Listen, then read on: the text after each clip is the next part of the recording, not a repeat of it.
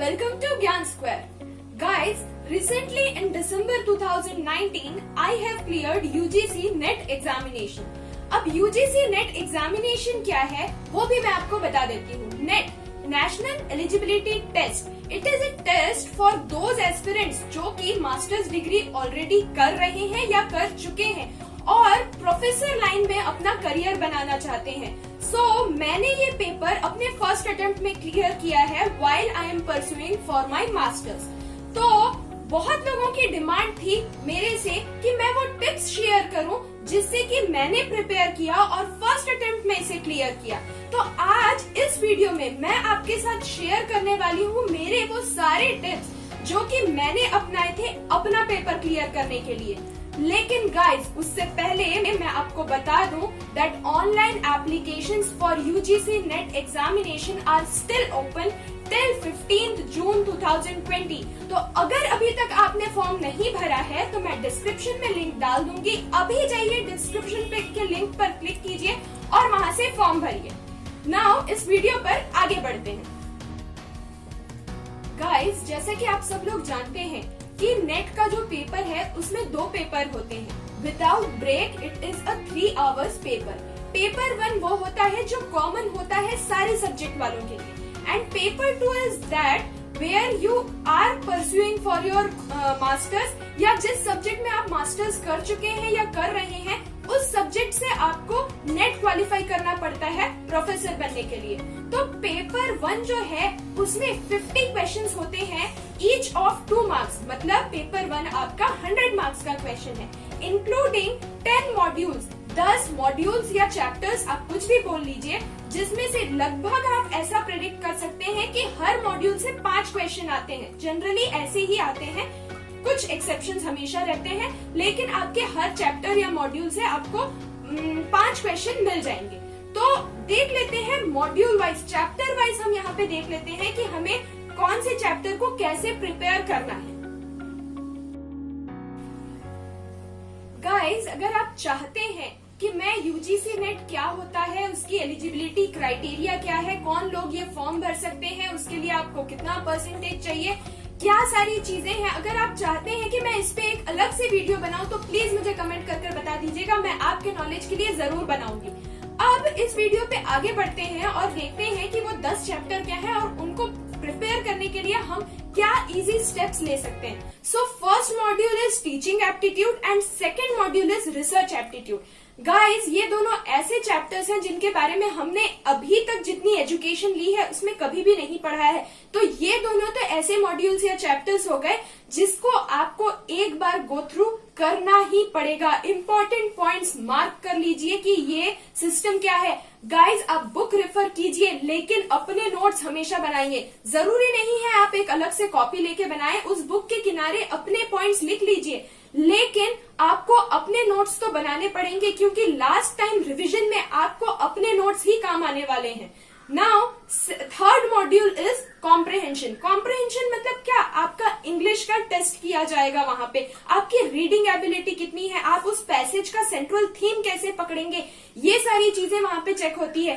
तो अगर आपको अपना कॉम्प्रहेंशन सेक्शन इम्प्रूव करना है तो आप डेली सिर्फ एक पैसेज को हर रोज प्रैक्टिस कीजिए. उसमें 5 क्वेश्चन हो, 10 क्वेश्चन हो, उन क्वेश्चंस को बनाइए. पैसेज का सेंट्रल थीम क्या है, उसमें क्या बोलना चाहता है, उसको खोज कर निकालिए. एक और चीज, पैसेज पढ़ने से पहले एक बार सिर्फ 30 सेकंड के लिए, 30 सेकंड्स के लिए फटाफट से क्वेश्चंस को देख लीजिए कि आपसे क्वेश्चन कैसे पूछे गए हैं. क्वेश्चन जिस हिसाब से पूछा गया है उसी हिसाब से आप पैसेज को पढ़ेंगे तो आपको क्वेश्चंस को आंसर करने में बहुत ही इजी होगा. Now let's further move to fourth module. Now your fourth module is communication. Guys अगर आप कॉमर्स बैकग्राउंड से हैं तो याद कीजिएगा कि क्लास 12th बीएसटी की बिजनेस स्टडीज की बुक में आपको कम्युनिकेशन का एक पूरा चैप्टर था. उस चैप्टर को दोबारा से गो थ्रू कर लीजिए. कम्युनिकेशन क्या होता है, कितने टाइप के कम्युनिकेशंस होते हैं, उसके भी जो सब डिविजन्स है, बैरियर्स क्या है, ये सारी चीजें आपके कम्युनिकेशन में आती हैं. इसके बाहर आपको और कुछ भी पढ़ने की जरूरत नहीं है. अगर आप कॉमर्स के नहीं भी हैं तो कहीं ना कहीं से क्लास 12 सीबीएसई की बुक खोज कर निकालिए और बिजनेस स्टडीज में आपको कम्युनिकेशन का चैप्टर दिया हुआ है, वहां से इसको पढ़ लीजिए। गाइज एक और चीज, अगर आपको कहीं भी किसी भी ऑथर का, प्रोफेसर का नाम मिले कि इस फंक्शन को, इस थीम को, इस कम्युनिकेशन के टाइप को किसने इन्वेंट किया है, तो उसको वहां बाजू में अपनी हैंडराइटिंग पे नोट्स करके मार्क करके लिख लीजिए, क्योंकि जनरली यूजीसी नेट एग्जामिनेशंस हमें उन ऑथर्स के नाम पूछता है कि ये थीम, ये थ्योरी किसने दी थी, तो आपको उन साइंटिस्ट के नाम पता होने चाहिए। Now your fifth module is mathematical reasoning and aptitude. इसमें आपको number series, letter series, percentage, ratios, profit and loss, SI, CI, speed, time and distance, सारी चीजें इंक्लूड हो जाती है जो हमने बचपन से लेके मैथ्स में पढ़ी है ना, क्लास 10th के मैथ्स तक, वो सारी चीजें यहाँ इंक्लूड हो जाती है। गाइस मैथ्स का प्रिपेयर करने के लिए आपके पास सिर्फ एक ही टिप है and that is practice. Practice makes a man perfect, इसीलिए मैथ्स की प्रैक्टिस तो आपको करनी ही पड़ेगी। सिर्फ 5 ही क्वेश्चन आते हैं, बहुत ज्यादा टफ नहीं आते हैं, इजी लेवल के ही रहते हैं, लेकिन प्रैक्टिस तो आपको करनी पड़ेगी ताकि आप टाइम पे उन क्वेश्चंस को सॉल्व कर सके। इस वीडियो के एंड पे मैं आपको 5 प्रैक्टिस क्वेश्चंस प्रोवाइड करने वाली हूँ, सो याद से उनको कमेंट करके हमें बताइएगा ताकि मैं आपको करेक्ट कर सकूं कि आपने आंसर सही दिए हैं या नहीं दिए हैं। मैं फिर से बोलती हूँ, practice makes a man perfect, so आपको प्रैक्टिस करनी ही पड़ेगी। Now your next module is logical reasoning. Logical reasoning में जनरली सिलॉग्स और ऐसे टाइप के सेंटेंसेस आते हैं जिसमें से आपको इन्फ्रेंस निकालना पड़ता है या आपको बताना पड़ता है, आपको लाइन दी रहेंगी और उसका कुछ तो भी उनसे रिलेटेड मीनिंग पूछा जाता है। बहुत ही इजी चीज होती है, लेकिन आपको प्रैक्टिस करना पड़ेगा और ध्यान से उनका मतलब समझना पड़ेगा। मीनिंग आपको सारी चीजों की समझ में आनी चाहिए। मीनिंग गेन करना आपको कॉम्प्रिहेंशन में भी जरूरी है और लॉजिकल रीजनिंग में भी आपको बहुत जरूरी है कि आप चीजों का मीनिंग खोज के उसमें से निकाल सकें। Guys, 7th module is data interpretation. Now data interpretation क्या होता है?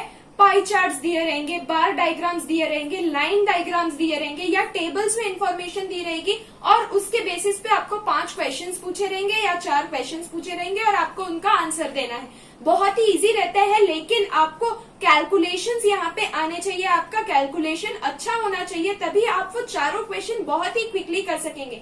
सो अगर आपको डाटा इंटरप्रिटेशन बहुत अच्छे से करना है, सो मेक श्योर कि आपके कैलकुलेशंस फास्ट हो और आप कैलकुलेशंस को बहुत ही आसान तरीके से करने का मेथड जानते हो। Your next module is information and communication technology.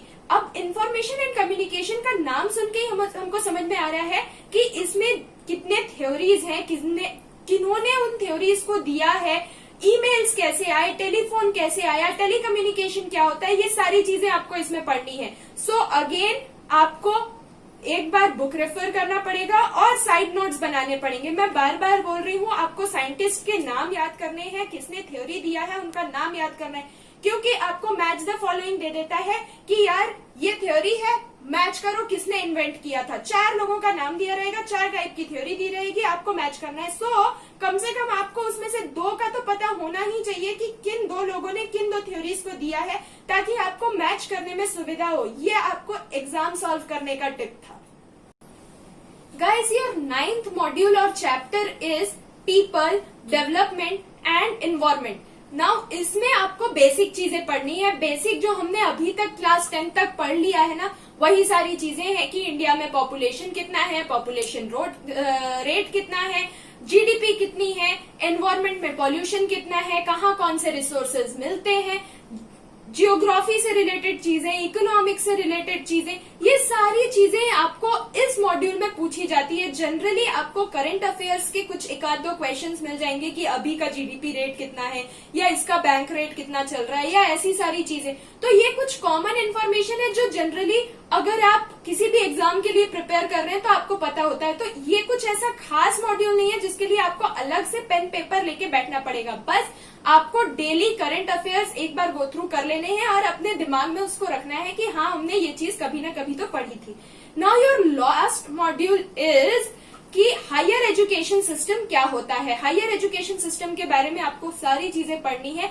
जैसा कि आपने टीचिंग एप्टीट्यूड, रिसर्च एप्टीट्यूड में पढ़ा था, ये उसी का थोड़ा सा नेक्स्ट लेवल है कि इंडिया में हायर एजुकेशन का सिस्टम क्या है, इंडिया कौन से रैंक पे आता है, क्या क्या सिस्टम्स है ऑनलाइन एजुकेशन के, वर्चुअल एजुकेशन के।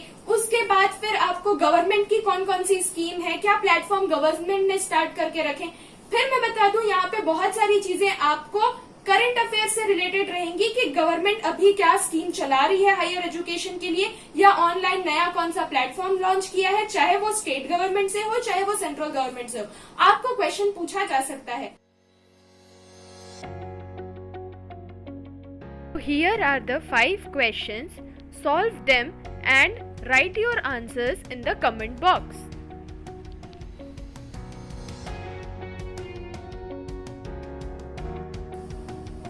गाइस, मैं नेक्स्ट वीडियो जो है वो बहुत ही जल्द बना दूंगी कि आपको पेपर 2, मेरा कॉमर्स था पेपर 2, तो मैं उसके टिप्स भी आपको बता दूंगी कि आपको उसको कैसे प्रिपेयर करना है। अगर आप चाहते हैं कि वो वीडियो आप सबसे पहले देखें तो इस चैनल को जाके जरूर से सब्सक्राइब कर लीजिएगा, ताकि हमारा जो नेक्स्ट नोटिफिकेशन है वो आपको सबसे पहले मिल जाए। गाइज, मिलते हैं हमारे नेक्स्ट वीडियो में। Till then stay safe, study hard, bye bye.